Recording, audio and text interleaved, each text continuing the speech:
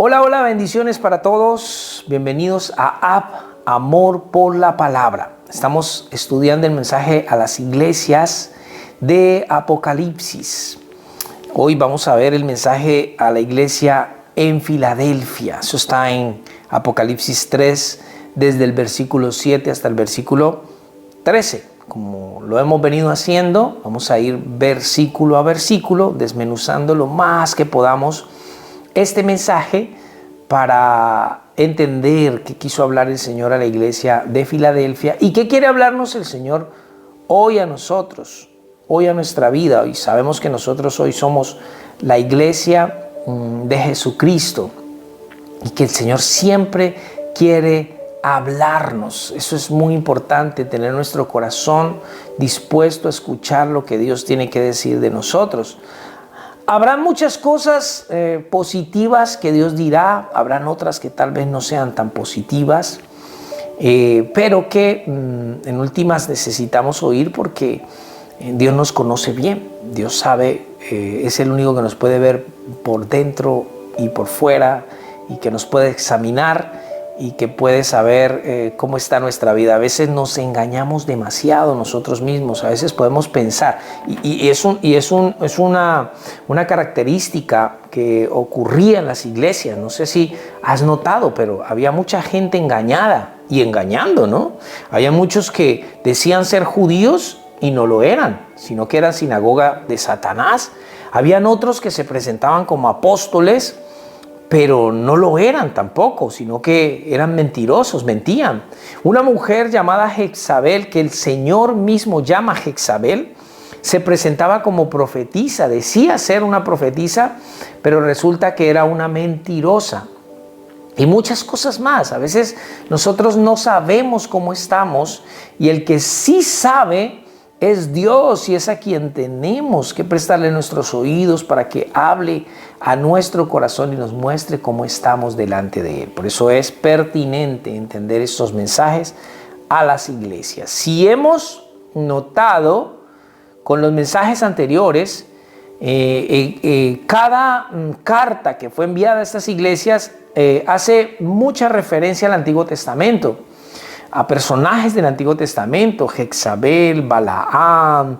Hoy vamos a ver el caso de otro caso del Antiguo Testamento, y esto nos enseña también una cosa, y es que para poder entender Apocalipsis necesitamos conocer lo que dice el Antiguo Testamento, si no, no vamos a poder entender nada, ¿ok?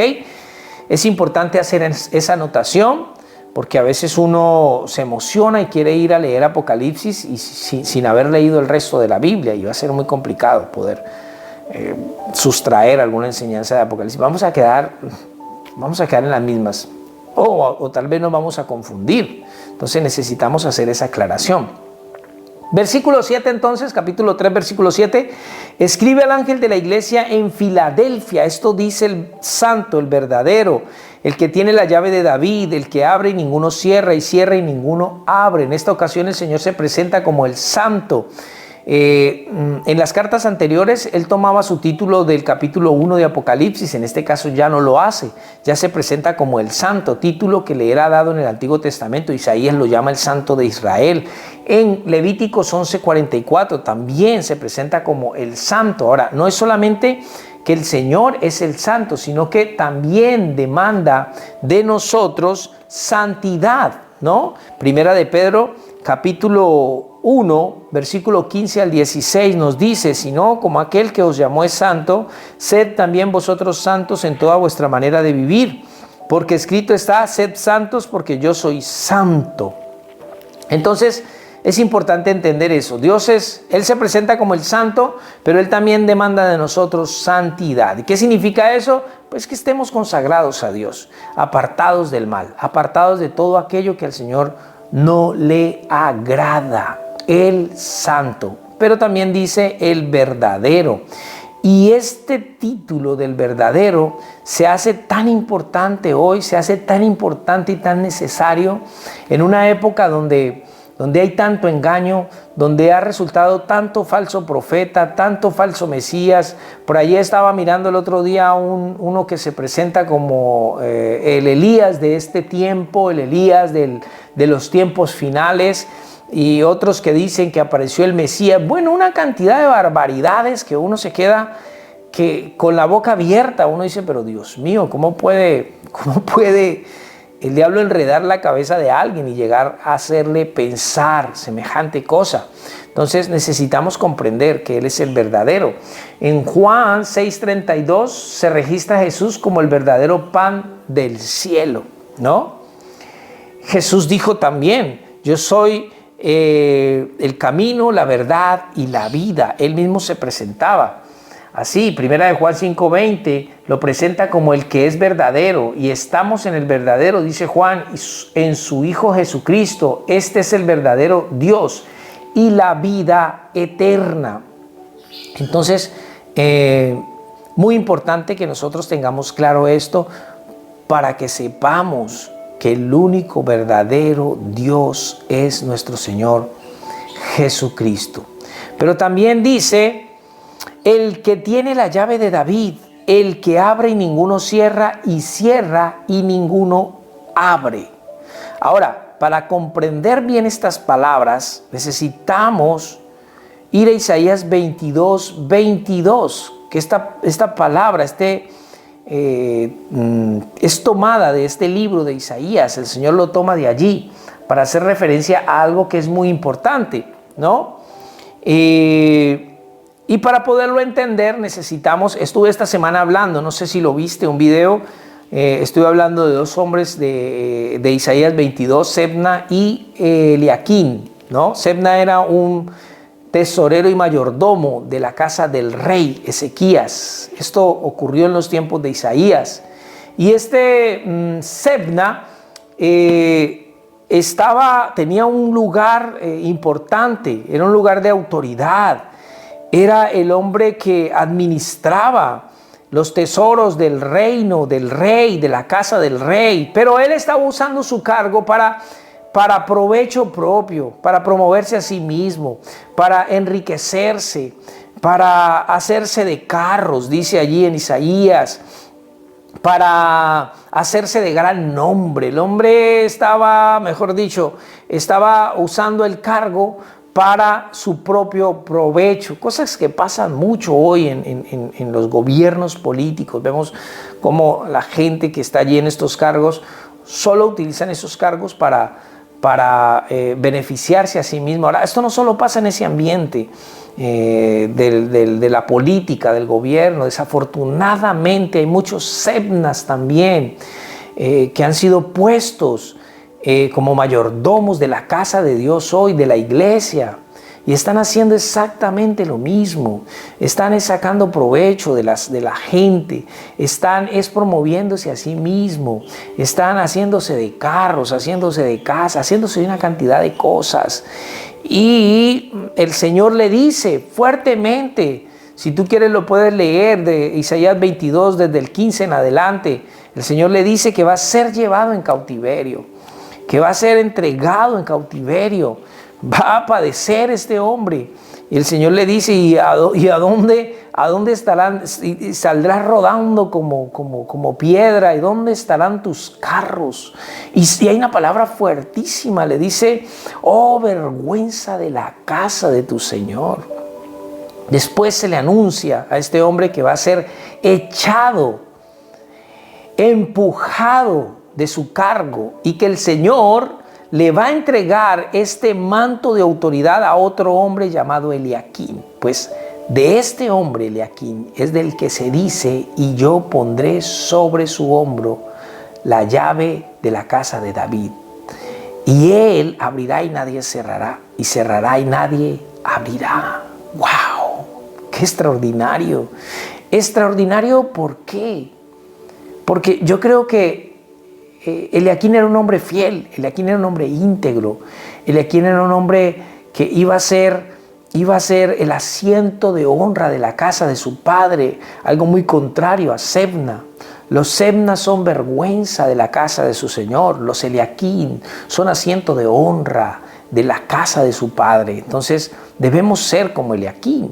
Y mira, siglos más tarde, Jesús iba a tomar este título de Eliaquim, que le había sido dado a Eliaquim para presentarse, para decir en Apocalipsis que él tiene la llave de David, el que abre y ninguno cierra, y cierra y ninguno abre. Me parece extraordinario, me emociona esto, me parece tan espectacular. Ahora, el versículo 8 dice: yo conozco tus obras. He aquí, he puesto delante de ti una puerta abierta, la cual nadie puede cerrar. Entonces, no sabemos a qué puerta se refiere aquí el Señor. No lo sabemos porque solo dice que he puesto delante de ti una puerta abierta, y podríamos pensar en muchas cosas, ¿no? Podrían venirse a nuestra mente tantas cosas y tal vez podríamos estar en lo cierto, pero también podríamos equivocarnos. Entonces no podemos tener una idea clara por lo que dicen, o podemos hacernos más bien una idea clara por lo que dicen algunos pasajes. Por ejemplo, segunda de Corintios 2:12 dice: cuando llegué a Troas para predicar el evangelio de Cristo, aunque se me abrió puerta en el Señor. Presta atención. Esto lo está diciendo el apóstol Pablo a los corintios. En Colosenses también Pablo escribió, Colosenses 4:3, orando también al mismo tiempo por nosotros, para que el Señor nos abra puerta para la palabra, a fin de dar a conocer el misterio de Cristo, por el cual también estoy preso. Entonces, concluimos que esta puerta abierta era una oportunidad para la iglesia, para predicar el evangelio, para expandir el evangelio del reino. Creemos, o creo yo, que a esto se refiere, de esto se trata la puerta abierta. Pero voy a hacer un comentario al margen, porque a veces nosotros como creyentes podemos malinterpretar esto de la puerta abierta. Y yo escucho personas decir, no, pues si el Señor me abre la puerta, yo voy a ir allá y voy a hacer esto y aquello y lo otro. O otros que dicen, no, el Señor me abrió tremenda puerta y tanta. Y a veces podemos confundir lo que es una puerta abierta por el Señor.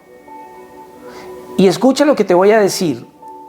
En ocasiones hay muchas puertas abiertas por el camino por el cual no debemos andar,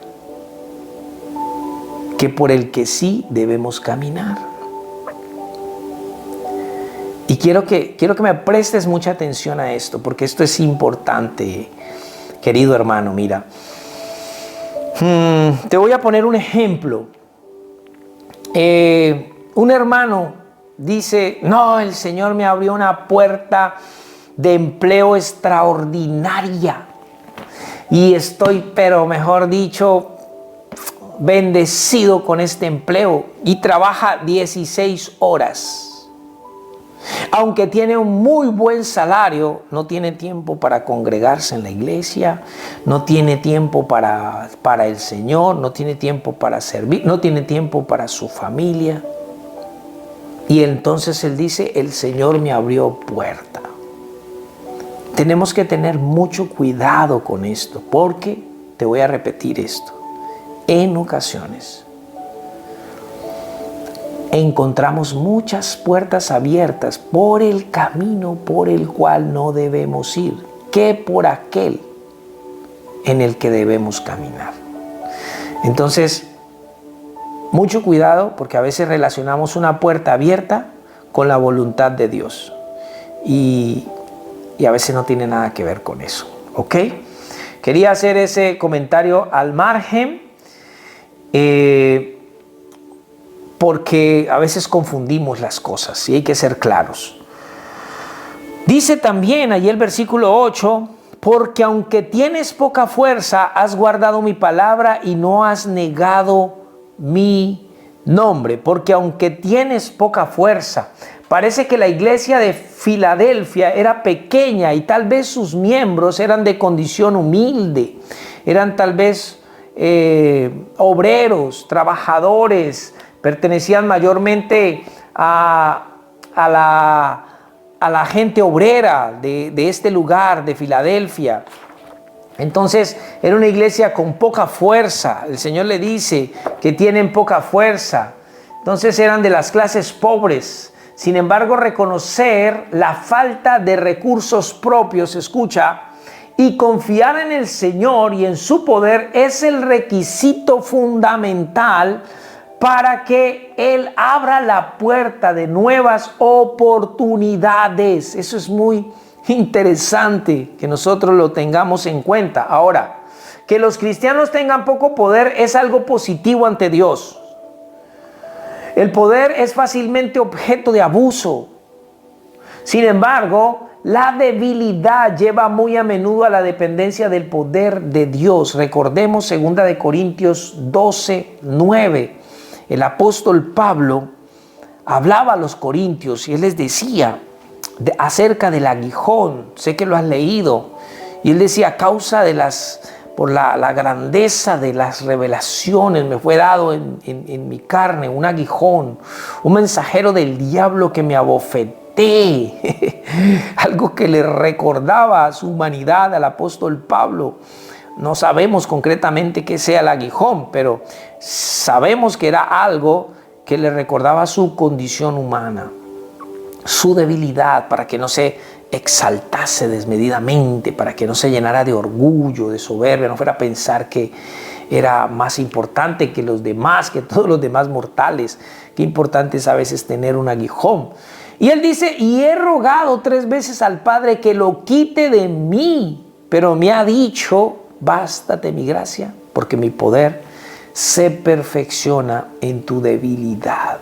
En ocasiones, ser pobre, tener poca fuerza, no tener muchos recursos, no es una desventaja delante de Dios, es más bien una ventaja, porque es cuando Dios recibe más gloria, porque sabemos la incapacidad que nosotros tenemos para hacer muchas cosas en el Señor, y que si logramos algo, sabemos que no es por nosotros, que es la misericordia de Dios la que nos deja conseguir, la que nos deja alcanzar, la que nos deja lograr todo eso para el Señor. Entonces, a veces ser de bajos recursos es mucho mejor que tener mucho.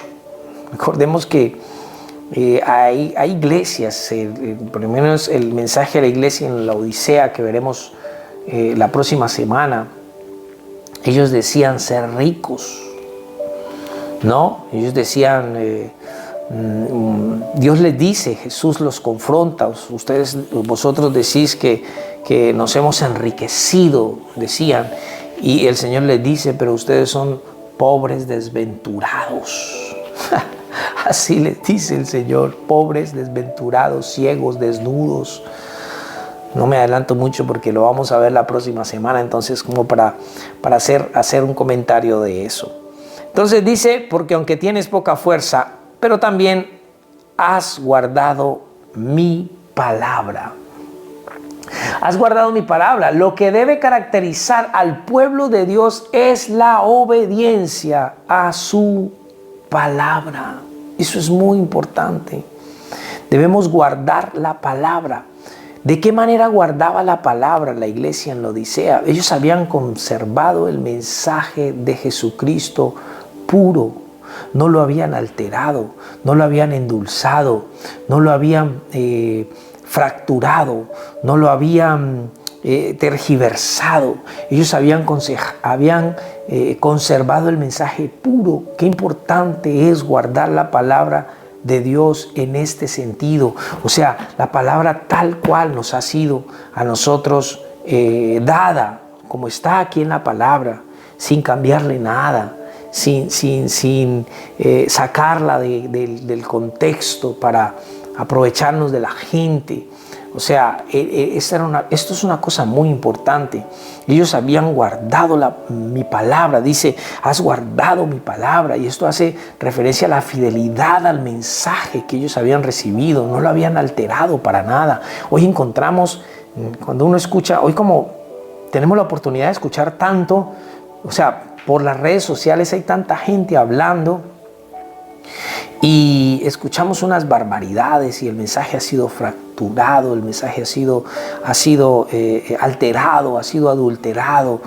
O sea, hoy vemos un evangelio tan distinto al que está aquí en las Escrituras. Es por eso que yo te hago un llamado, mi querido hermano, hermana, que tú me estás escuchando. Mira, por favor, lee tu palabra, lee tu Biblia, abre las Escrituras, lee por sí mismo. No te vayas a una congregación a que te lean y te interprete otro. Te puede engañar, te puede manipular. Mira, la Escritura, si algo ha sido usado, si algo ha sido una herramienta para la manipulación de la gente, de la mente, de los sentimientos, de las emociones de las personas, ha sido la palabra de Dios. Pero esto tiene mucha condenación de parte del Señor, muchísima. Entonces, lee tu Biblia, estudia, por favor, no tragues entero. Es una recomendación que yo te puedo hacer. Entonces has guardado mi palabra y no has negado mi fe también. Una manera de negar al Señor la encontramos en Mateo capítulo 26, 33 al 34. El Señor Jesucristo está hablando con sus discípulos y le dice, muchos de vosotros os escandalizaréis por causa de mí. Pero Pedro le dice, no, Señor, yo no me voy a escandalizar. Y el Señor le dice, Pedro, de cierto te digo que antes que el gallo cante, tú me habrás negado 3 veces, le dice el Señor a Pedro. Y Pedro dice, Señor, hasta la muerte yo iré contigo, así le dice. Y los demás, siguiendo a Pedro, le dicen lo mismo, nosotros también, le dicen. Y ya lo vemos en el verso 69, 74, a Pedro negando al Señor 3 veces. Tú andabas con Jesús. No, yo no lo conozco. Sí, si hasta hablas como Él. No. Y otra vez, y maldijo la última vez. Esa es una forma de negar el nombre del Señor. Es una forma de negarlo. Otra forma de negarlo la encontramos en Tito capítulo 1, versículo 16, profesan conocer a Dios, pero con los hechos lo niegan, siendo abominables y rebeldes, reprobados en cuanto a toda buena obra. Otra forma en la que negamos al Señor es a través de nuestros hechos. Cómo actuamos, cómo obramos. A veces podemos estar diciendo algo con la boca, pero haciendo algo totalmente contrario, que niega a nuestro Señor Jesucristo en nuestra vida. Tenemos que tener mucho cuidado con negar al Señor de cualquiera de las dos maneras. El versículo 9 dice, aquí yo entrego de la sinagoga de Satanás a los que se dicen ser judíos y no lo son, sino que mienten. He aquí yo haré que vengan y se postren a tus pies y reconozcan que yo te he amado. Hay un contraste entre la iglesia de Filadelfia y la iglesia de Esmirna. ¿Por qué? Porque en Esmirna, si tú lo recuerdas, los judíos estaban persiguiendo a los creyentes. Además, Satanás iba a echar a algunos a la cárcel. Pero en la iglesia de Filadelfia, el Señor dice que Él, al contrario a lo que estaba pasando en Esmirna, Él iba a entregar a los judíos, iba a hacer que estos vinieran y se postraran a los pies de la iglesia. Es un contraste tremendo.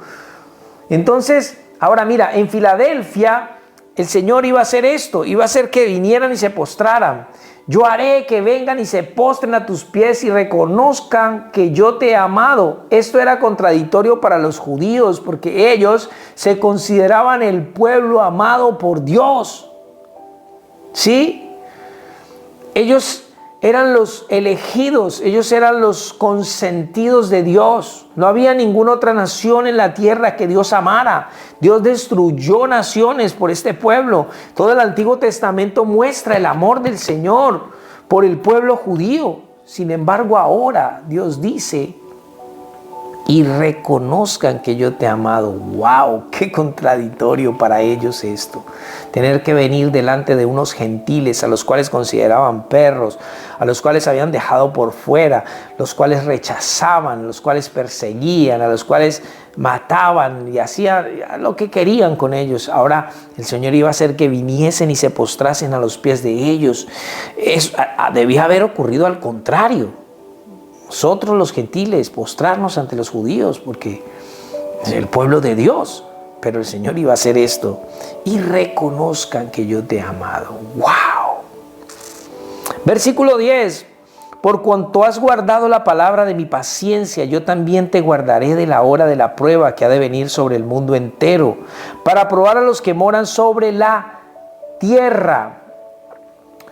Entonces, por cuanto has guardado la palabra de mi paciencia, dice, esto puede ser entendido como que habían obedecido el mandato del Señor a ser pacientes, o también como que habían seguido el ejemplo de Cristo, segunda de Tesalonicenses 3:5, y el Señor encamine vuestros corazones al amor de Dios y a la paciencia de Cristo. Cristo fue paciente con los hombres pecadores durante todo su ministerio terrenal. Recordemos algo que nos dice Hebreos capítulo 12, desde el versículo 1 hasta el versículo 3. Hebreo nos dice: por tanto nosotros también, teniendo en derredor nuestro tan grande nube de testigos, despojémonos de todo peso y del pecado que nos asedia, y corramos con paciencia la carrera que tenemos por delante. Puesto los ojos en Jesús, el autor y consumador de la fe, el cual por el gozo puesto delante de él sufrió la cruz, menospreciando el oprobio, y se sentó a la diestra del trono de Dios. Considerad aquel que sufrió tal contradicción de pecadores contra sí mismo, para que vuestro ánimo no se canse hasta desmayar. En cualquier caso, de una u otra forma, los cristianos de Filadelfia habían perseverado fielmente a través de sus pruebas y dificultades. Ahora, como consecuencia de esto, el Señor les dice: yo también te guardaré de la hora de la prueba que ha de venir sobre el mundo entero, para probar a los que moran sobre la tierra. Esto había hecho que Dios les prometiera ser protegidos, ser guardados en la hora de la prueba. ¿Qué significa esta hora de la prueba? Cristo hace aquí la descripción de un acontecimiento futuro que por un tiempo breve somete a prueba al mundo entero. Debe referirse esto al tiempo de la tribulación, el periodo de 7 años antes de que el reino terrenal de Cristo sea consumado, y que se caracteriza por la descarga de la ira divina en juicios expresados con sellos, trompetas y copas. Este periodo se describe en detalle en los capítulos 6 al 19 de Apocalipsis. La segunda mitad se denomina la Gran Tribulación, Apocalipsis 7:14, Mateo 24:21, para que tú lo puedas estudiar allí en casa. La frase "te guardaré" puede estar haciendo referencia al arrebatamiento de la iglesia antes de la tribulación. Daniel 12:1.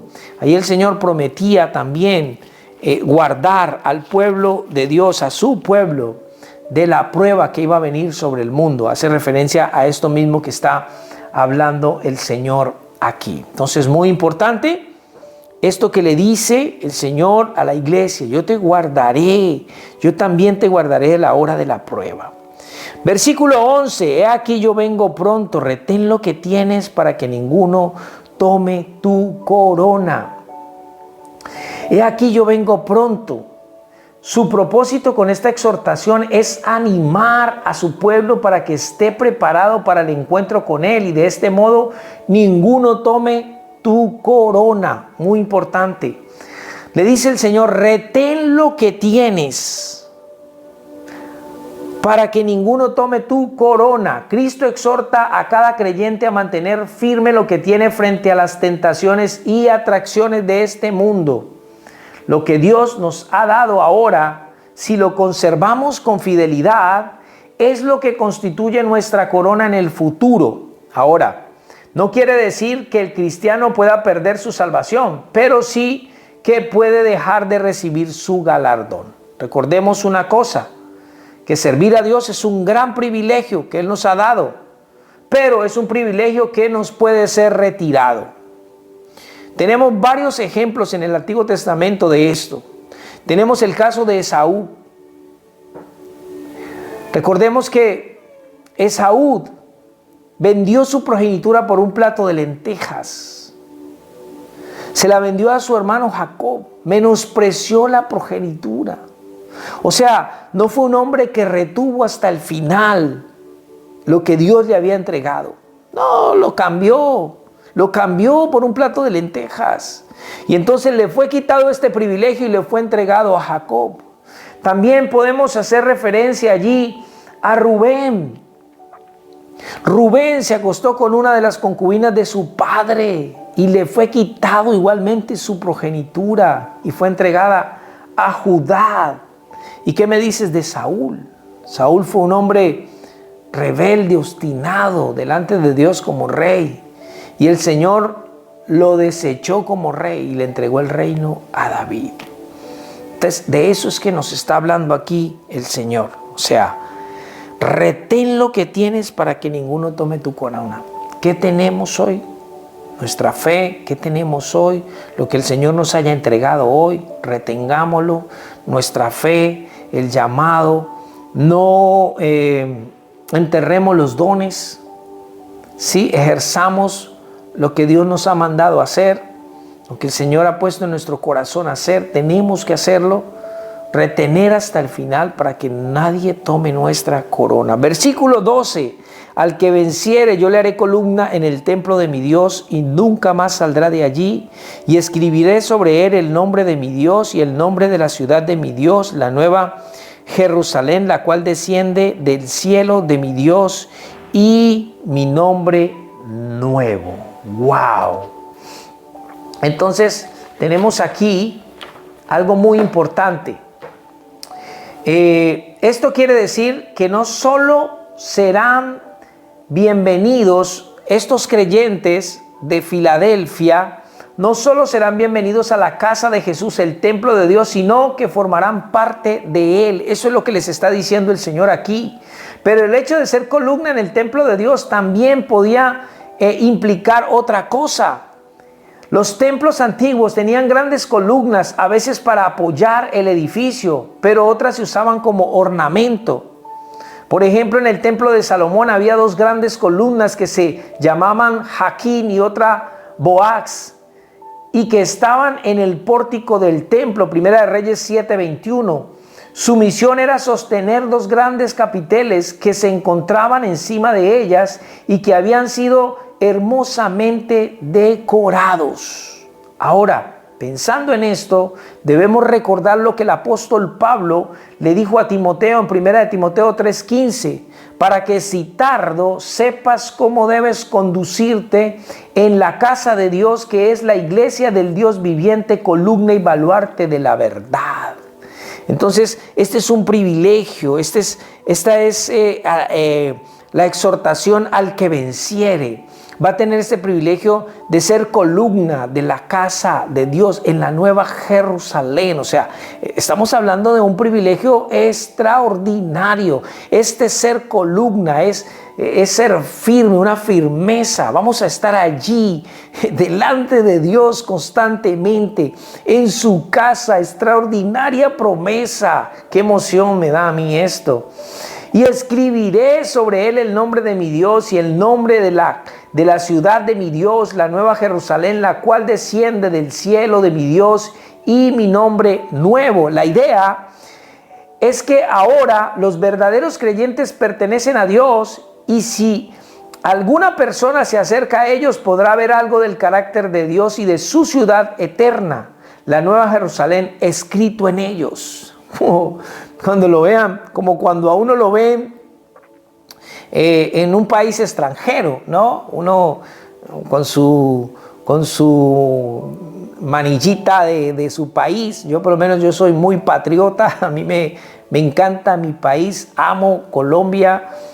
Colombia para mí es el país más hermoso y no lo cambio por ningún otro. Entonces, eso es lo que está diciendo el Señor. Uno lo identifican, ¿sí? O uno se da a identificar, pero el Señor está diciendo eso aquí.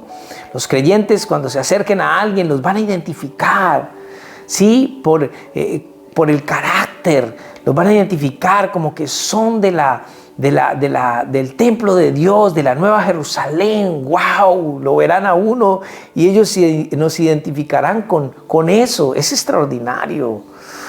Por supuesto, no se trata solo de unos nombres escritos, sino que como columnas vivientes, los creyentes pueden hablar de forma personal de su experiencia en la casa de Dios. En cuanto al nombre nuevo que habla aquí de Dios, posiblemente se refiere al nuevo estado de cosas producidas por la consumación de la redención. Ahora Dios aparece de una forma nueva que no había sido posible antes de que se consumara la obra de la cruz. Entonces un nombre nuevo se presenta el Señor a estos creyentes en Filadelfia. Había una fidelidad especial en ellos. Por eso el Señor les dice, y mi nombre nuevo. Seguramente este nuevo nombre tenga relación con el cántico nuevo de los 4 seres vivientes y de los 24 ancianos que cantaban y que tenía que ver con la redención conseguida por medio de la sangre del Cordero que fue inmolado, Apocalipsis 5, 8 al 10, esa adoración celestial. Recordemos que allí dice que cantaban un cántico nuevo y Juan dice que nadie más podía cantar ese cántico porque no lo sabían, ¿no? Entonces puede estar haciendo referencia a esto. Y por último, el llamado a escuchar la voz, como siempre, en cada carta. El que tiene oído, oiga lo que el Espíritu dice a las iglesias. La exhortación siempre, cada carta se cierra con esta palabra. Una exhortación a oír la voz de Dios, a escuchar lo que el Señor está diciendo a la iglesia. Mis amados, este es el mensaje a la iglesia en Filadelfia. Yo espero que el Señor te haya hablado. A mí me ha hablado, pero muchísimo. Y me habla el doble porque yo estoy estudiándolo, estoy leyéndolo, estoy escribiéndolo, estoy meditándolo toda la semana. Entonces me habla el doble. Entonces espero que a ti también te haya hablado y te haya bendecido mucho. Un abrazo fuerte. Bendiciones.